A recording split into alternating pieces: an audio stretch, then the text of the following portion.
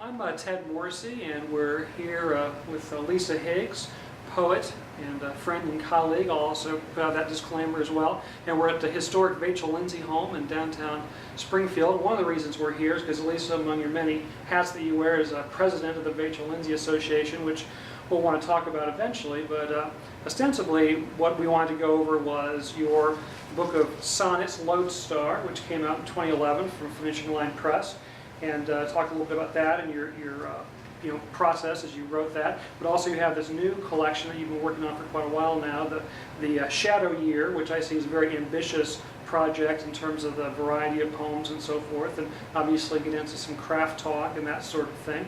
Maybe you could begin by maybe just giving us a little bit of background about yourself, where you're from and your education, those kinds of things. Certainly. I am from the Twin Cities in Minnesota, so I'm not a native Springfield, and today's 100-degree heat is wilting me. I got an undergraduate degree at Loras College in Dubuque, Iowa, and a Master in Fine Arts at Hamline University in St. Paul. And I also did a mentor series program at the Loft Literary Center in Minneapolis, which is actually a very well-known and respected, long running literary program in the Twin Cities. And so I was able to work with some really wonderful writers, including my mentor Jim Moore and the amazing poet Arthur Z. So that's kind of my educational background. I have two beautiful daughters and a husband who brought me here for his job, and two crazy dogs. And that's my life. Absolutely. You mentioned your mentors. Who are some other contemporary poets that you feel particularly drawn towards these days? I have always admired Yvonne Boland. She's an Irish poet. I think she's actually in California now. She might teach at Stanford or something. But her essays and her early poetry, actually most of her poetry, has always really spoken to me. Jane Kenyon was an early influence. These days I'm, as you know, absolutely loving Tracy K. Smith. She just won the Pulitzer for Life on Mars. I taught that book last year, and I really feel, more so than a lot of contemporary poets, who I still love, her poems seem to me to have the weight that they might last. Like, they seem broad enough that it's not just a really good poem, it's a sort of poem that might last for a long, long time. So Tracy K. Smith, everyone should look her up. All right. Let's go ahead and talk a little bit about Lodestar, which, as I mentioned, came out last year, and it's a collection of sonnets. If I understand correctly, you didn't necessarily set out to write a collection of sonnets, but rather you had a bunch of poems, and you decided maybe you would pull out the sonnets that you'd written, kind of put them together in this collection. Is that more or less the process that evolved there? Yes, I've always loved sonnets. They're most of my favorite poems from whenever I started liking poetry in junior high or high school, or whenever that poetry spark hit, were sonnets. Shakespeare, Keats, Wordsworth. So I've always been drawn to that as a form. Some of my first attempts at poetry were sonnets. Probably not so good, but I tried. And so I've always just kind of written sonnets here and there.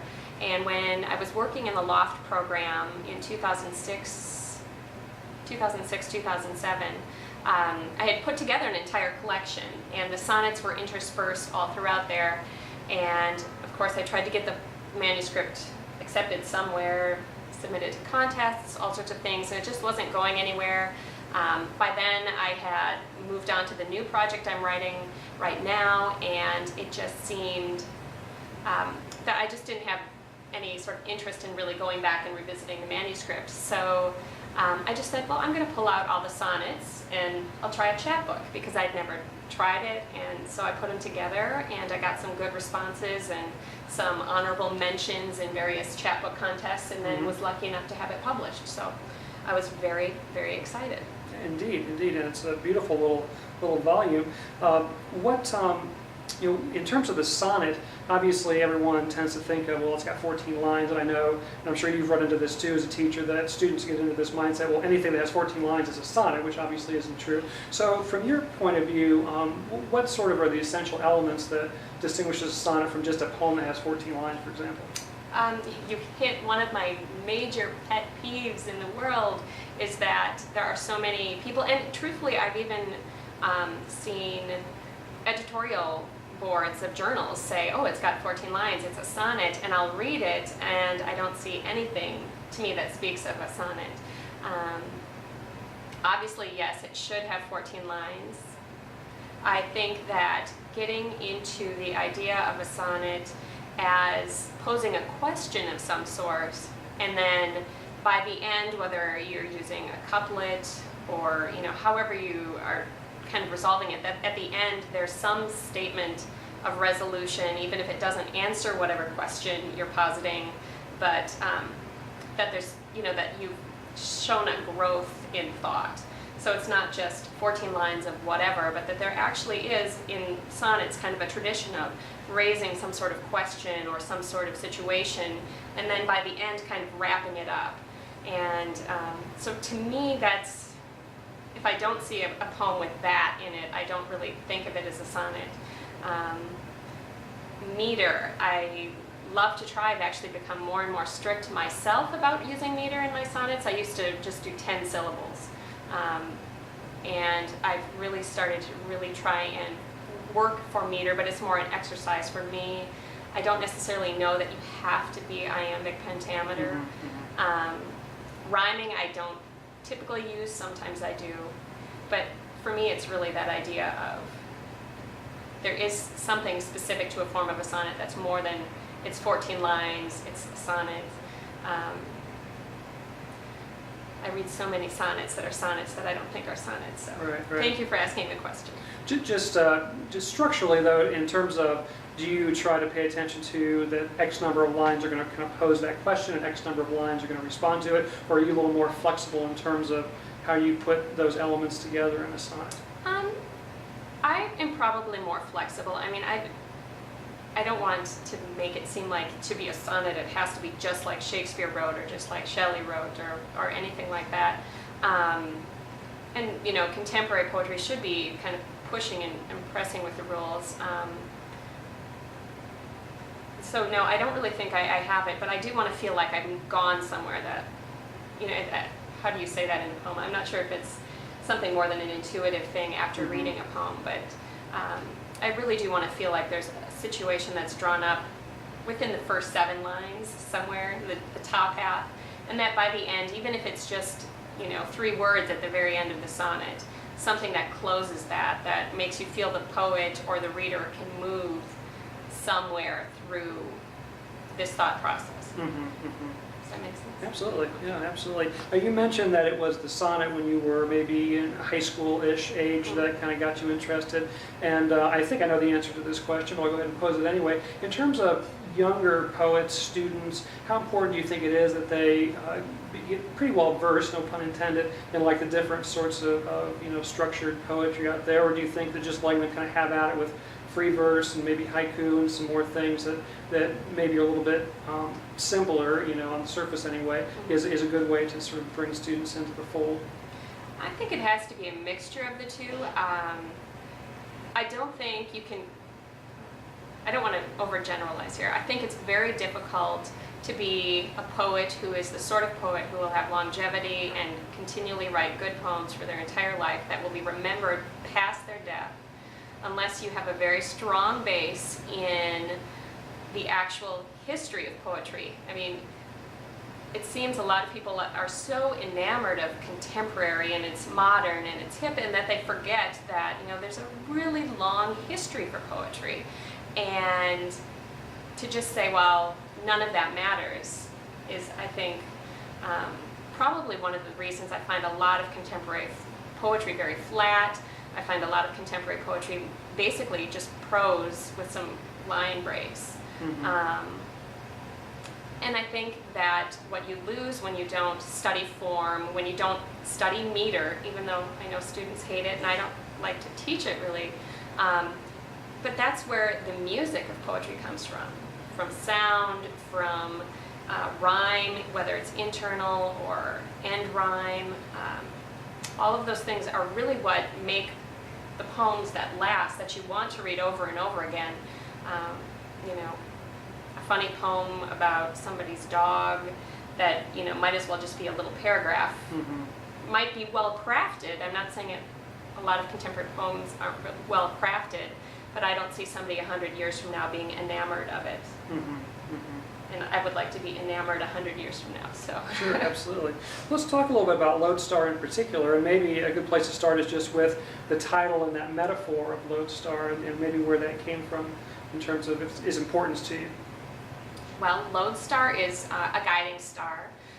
Usually it's typically thought of as the North Star, but for me I've always really been drawn to the moon, particularly the full moon, and the collection itself has a number of poems, many poems that feature the moon, whether it's in just a line or sometimes, you know, poems directly to the moon itself.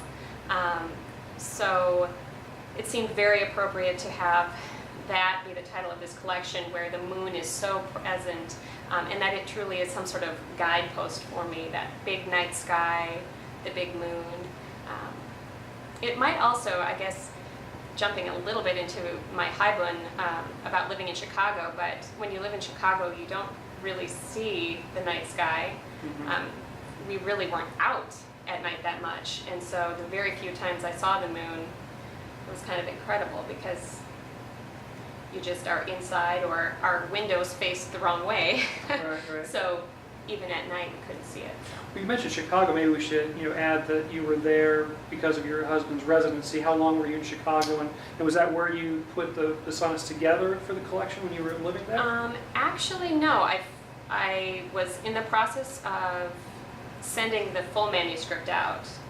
This big manuscript I did in the Loft series while I was living in Chicago for a year for my husband's fellowship. It was when I got to Springfield and I had sent it out, and I had young children too, and that really eats at your time, and so I didn't want to go back. I felt it wouldn't be productive to go back into this old project that seemed written so many years ago, and so I just pulled them out, slapped them together, and started sending them out. Probably the first year I was here in Springfield. But they were all written. I revised some. I still revise some, but they were all written well before I got to Springfield and started sending them out. Okay. Now, in terms of, you mentioned the importance of the moon and how it shows up in various degrees throughout the sonnets. When you were looking at the collection in terms of, okay, what's going to be the lead-off sonnet and how am I going to structure this, what were some of your kind of guiding principles in terms of putting the sonnets together for the order of the, and maybe did the editors at Finish Line have any input into that eventually? No, they were pretty much just as is. I added one poem after it was accepted. And I think I actually wrote that poem here in Springfield, so I thought it would fit well. There were kind of three types of poems as I looked at the sonnets. There were a series of sonnets dealing with my pregnancy, my first pregnancy, and then the birth of my daughter. And so that was kind of one lump. And then there were all these moon poems that were very, very directly about the moon. That was another lump. And then kind of in the middle, I stuck those sonnets that weren't necessarily moon related, but we're kind of trying to really deal with what was going on at the time. I mean, we're talking the wars in Iraq. I'm not even sure if Afghanistan was going on technically at that point, but there was a lot of unrest, and there was a lot of kind of precursor to the recession that we're now facing. It just seemed like there was all this tension, and so those poems in the middle of the chapbook kind of are those poems that are trying to address some of the complexities of what was going on. Now, those aren't usually topics one probably associates with sonnet writing. Did you find that particularly challenging, or did you enjoy, coming at those issues in the, sonnet form, which we normally associate with love poetry or more romantic kinds of themes? The thing I love about sonnets personally is that they require you work really hard.